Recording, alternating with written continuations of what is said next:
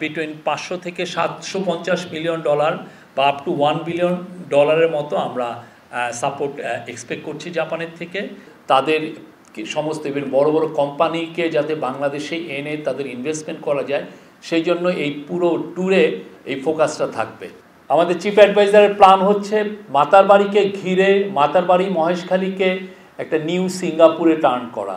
আপনারা জানেন সিঙ্গাপুর কিভাবে চেঞ্জ হয়েছে, একটা পোর্টকে ঘিরে সিঙ্গাপুর চেঞ্জ হয়ে গেছে। সিমিলারলি দুবাই একইভাবে ট্রান্সফর্ম হয়েছে। তো এই মাতারবাড়ি মিডিতে উনি চাচ্ছেন যে একটা সিটি, একটা প্ল্যানেড একটা সিটি হবে।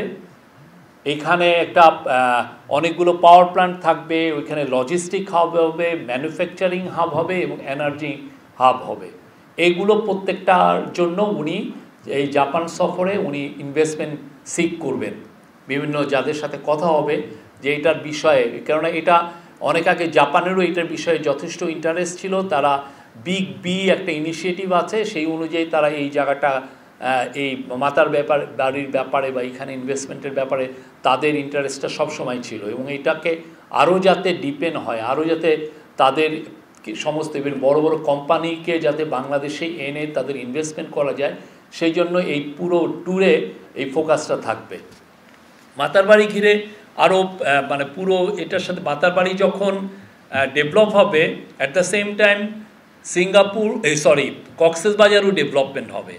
কক্সবাজার অলরেডি দেখেছেন যে আমাদের গভর্নমেন্ট খুব দ্রুত কক্সবাজারের এয়ারপোর্টটাকে ইন্টারন্যাশনাল এয়ারপোর্টে ট্রান্সফর্ম করছে, যাতে যারা ইনভেস্টর তারা বাংলাদেশে সরাসরি কক্সবাজারে এসে নামবেন, নেমে তারা মাতারবাড়ি বা মিডি যে এরিয়া সেখানে এসে তাদের জায়গায় চলে যে আবার মানে তাকে চিটাগাং বা ঢাকায় আসতে হবে না, উনি সরাসরি অপারেট করবেন কক্সবাজার থেকে। তো এটা আমরা এই ধরনের একটা প্ল্যান আছে। তো সেই জন্য বিশাল ইনভেস্টমেন্ট দরকার। সেই ইনভেস্টমেন্টের জন্য উনি জাপানিজ কর্তৃপক্ষের সাথে, জাপানিজ বড় বড় লেন্ডিং এজেন্সির সাথে এবং জাপানিজ বড় ইনভেস্টরদের সাথে উনি কথা বলবেন। এটা একটা বড় এই ট্যুরের ইয়ে। আর এখানে বায়োলেটারাল বিষয়ে যেটা আছে যে আমরা এক্সপেক্ট করছি বিটুইন 500 থেকে 750 মিলিয়ন ডলার বা আপ টু $1 বিলিয়ন মতো আমরা সাপোর্ট এক্সপেক্ট করছি জাপানের থেকে।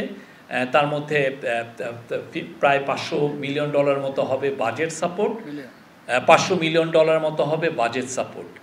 তো এইটা এই পুরো, এছাড়া উনি একটা ইউনিভার্সিটি থেকে অ্যাওয়ার্ড পাবেন। আরও কিছু ইম্পর্টেন্ট মিটিং আছে জাপানের।